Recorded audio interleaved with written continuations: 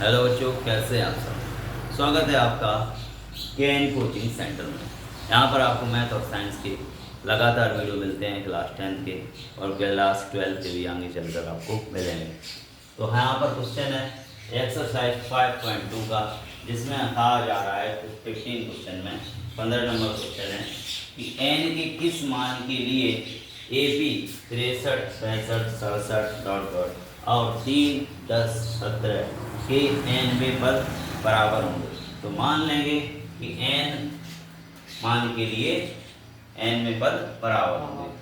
क्या माना एन वे पद बराबर होंगे। तो हमें बेटा अब एन का मान निकालना होगा। ठीक है, इस एपी के लिए देखो 63, 65 और 67 और 67। इसके लिए बेटा पहला पद ए बराबर क्या हो जाएगा? 63 हो जाएगा। डी कितना हो जाएगा बच्चों? 65 माइनस 63। तो 65 माइनस 63 कितना होगा बेटा?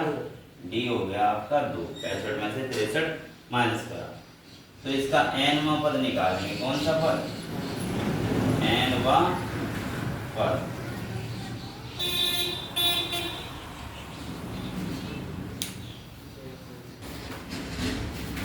तो फिर एनवां पद निकालेंगे। फॉर्मूला क्या होता है बच्चों? ए एन बराबर ए प्लस एन माइनस 1 और डी। ठीक है, मान रख देंगे ए एन बराबर ए का मान 63 प्लस एन का पता नहीं है एन माइनस 1 और डी का कितना है 2। ठीक है, ये हो जाएगा अपना समीकरण नंबर फर्स्ट। अब हम लोग इस वाली एपी के लिए करेंगे इसी तरीके से। एपी है ना, एपी कौन सी है? 3, 10, 17 डॉट डॉट के लिए इस वाली के लिए क्या होगा बच्चों? पहला पद ए बराबर 3 और डी कितना हो जाएगा? 10 माइनस 3 तो हो गया 7। इसके लिए हम लोग एनवां पद निकालेंगे ना। एनवां पद फिर से वही फॉर्मूला होगा ए एन बराबर ए प्लस एन माइनस 1 और डी। ठीक है, तो ए एन तो पता नहीं है। ए एन बराबर ए का मान यहाँ कर 3 प्लस एन माइनस 1 और डी का मान बच्चों 7। ये वाला समीकरण आपका 2। तो अब यहाँ पर बच्चों कह रहा है कि हमने क्या माना था? एन में पद बराबर होंगे। कौन से पद हमने माने? हमने माना था बेटा एन में पद बराबर होंगे। तो ये भी एनवां पद है पहली श्रेणी का और ये भी एनवां पद है दूसरी श्रेणी का। इनको हम लोग क्या कर देंगे? हम लोग बराबर कर देंगे। तो पहला समीकरण के बराबर में दूसरा। ठीक है, तो देखते हैं क्या करते हैं। 63 प्लस एन माइनस 1 और गुणा 2 बराबर में क्या करते हैं? ये 3 प्लस एन माइनस 1 और प्लस 7। इनको बराबर क्यों किया? क्योंकि हमने माना क्वेश्चन में भी कह रहा कौन से पद के लिए बराबर होंगे, तो एन में पद के लिए ना। अब एन का मान यहाँ से निकाल लेंगे हम लोग, है ना। तो देखो कैसे, ये 63 ऐसे ही रखते हैं प्लस 2 का एन में गुणा 2n, 2 का माइनस 1 में तो माइनस 2। ठीक है, इसके बाद 3 ऐसे ही रखते हैं 7 का गुणा n में 7n, 7 का माइनस 1 में माइनस के 7। ठीक है, अब देखो 63 में से 2 माइनस करेंगे कितने बचेंगे? 61 और ये 2n। क्लियर। नेक्स्ट यहाँ पर देखेंगे माइनस के 7 हैं और 3 तो क्या बचेगा? माइनस के 4 बचे और इधर पे 7n और माइनस के 4। 3 कहाँ गया? माइनस 7 से 3 कम हो गया तो माइनस 4 बचेंगे। 2n उधर ले जाएंगे और 4 माइनस के इधर लाएंगे तो 61 4 इधर आए प्लस के 4 बराबर 7n और ये उधर गए माइनस के 2n हो जाएंगे। ठीक है, अब ये जोड़ देंगे तो बेटा हो जाएगा 65 बराबर 7n माइनस 2n तो 5n। ठीक है, और 5 का यहाँ क्या लग जाएगा भाग, 65/5 बराबर n। 5 से काट देंगे, 5 एकम 5, ठीक है, 1 बचा, 5 या 15, तो n का मान कितना आ गया बेटा 13वां पद है ना, इस श्रेणी का 13वां पद और इस श्रेणी का 13वां पद वो कैसे होंगे, बराबर होंगे, क्योंकि हमने माना था nवां पद बराबर है, तो n का ही मान निकालना था। फिर से शॉर्ट में समझ लो, इस श्रेणी का हमने nवां पद निकाला, a और d निकाल लिए। इसी तरीके से इस श्रेणी का a3 d निकाला 7, nवां पद निकाला। क्वेश्चन में कह रहा कि बराबर होंगे, तो ये समीकरण 1 और 2 को बराबर किया और हल करके n का मान निकाला, कितना निकला 13। तो 13वें पद के लिए है ना, दोनों श्रेणियों के मान बराबर होंगे। तो नोट कर लीजिए बच्चों, देखते हैं फिर नेक्स्ट क्वेश्चन। अब देखिएगा बच्चों, कह रहा है क्वेश्चन नंबर 16 में, y AP ज्ञात कीजिए जिसका तीसरा पद 16 और 7वां पद 5वें पद से 12 अधिक है। तो क्वेश्चन को समझने की कोशिश कीजिए। दिया है आपको तीसरा पद 16 और 7वां पद निकालें और 5वां पद निकालें, तो 7वां पद 12 ज़्यादा होगा 5वें पद से। जब क्वेश्चन समझ में आ गया तो सॉल्व करना हो जाता है आसान। देखिए करते हैं इसको सॉल्व, कैसे होगा ये।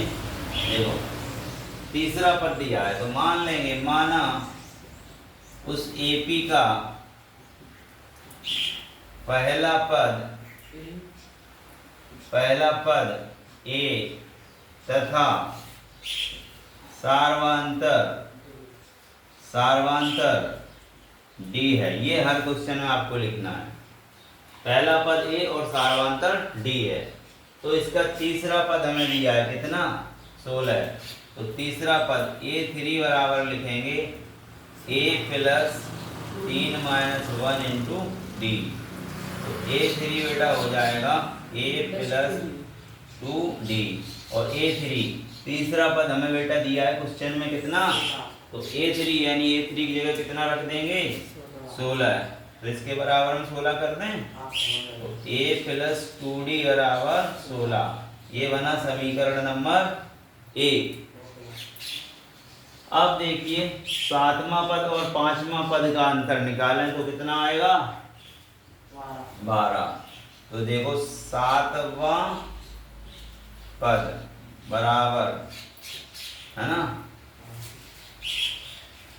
5वां पद। 7वां पद ज्यादा है 12 है, 5वें पद को और हम 12 दे दें, काम बन जाएगा। 7वां पद ज्यादा है 12 है, 5वां पद और 12 और जोड़ दें तो बराबर हो जाएंगे। तो हमने कर दिए ये बराबर। 7वें पद को लिख सकते हैं A प्लस 6D, लिख सकते हैं A प्लस 7 माइनस 1D होगा तो 6D बना। इसको लिख सकते हैं A प्लस 4D प्लस में 12। ये इधर लाएंगे, ये इधर आया बेटा, तो A प्लस 6D माइनस का ये होगा और माइनस का 4D इधर आया माइनस के, A इधर आया माइनस का, ठीक है। बराबर में बचे 12। A प्लस का A माइनस का कैंसिल हो गया, घटा दिए। 6D में से 4D घटाया 2D बचा, 2D बराबर, तो D बराबर 6। कैसे आया, 2 का भाग लगेगा 12 में, तो D बराबर 6 होगा, ठीक है। अब D का मान समीकरण 1 में रख देंगे, D का मान समीकरण 1 में रखेंगे यहाँ पे, तो क्या लिख देंगे, समीकरण 1 से क्या हो जाएगा A प्लस 2 और D की जगह कितना लिखना 6 प्लस के 16। A प्लस 6 दूनी 12 बराबर 16। 12 उधर करो माइनस के, कितना बचेगा A बराबर बेटा बचेगा 4, ठीक है। समझ रहे होगे, A बराबर 4। A पता है D पता है तो AP बना लेंगे। तो AP क्या होती है AP, A होता है पहला पद, फिर दूसरा पद A प्लस D होता है, A प्लस 2D होता है, ऐसे ही चलता जाता है ना। तो A की जगह रखेंगे कितना बेटा 4, A प्लस D यानी कि 4 plus 6, 4 plus 6 10, A plus 2D यानी कि 4 प्लस 2 गुणा 6, 6 दूनी 12 और 4 12 4 16। तो हमारी AP बन के आई 4 10 6। यही आपका आंसर होगा। क्वेश्चन समझ में आया हो तो लाइक कर दीजिएगा और 90% से ज़्यादा नंबर लाने के लिए चैनल से जुड़े रहिएगा कैन कोचिंग सेंटर। मिलते हैं बच्चों नेक्स्ट वीडियो में। जय हिंद, वंदे मातरम।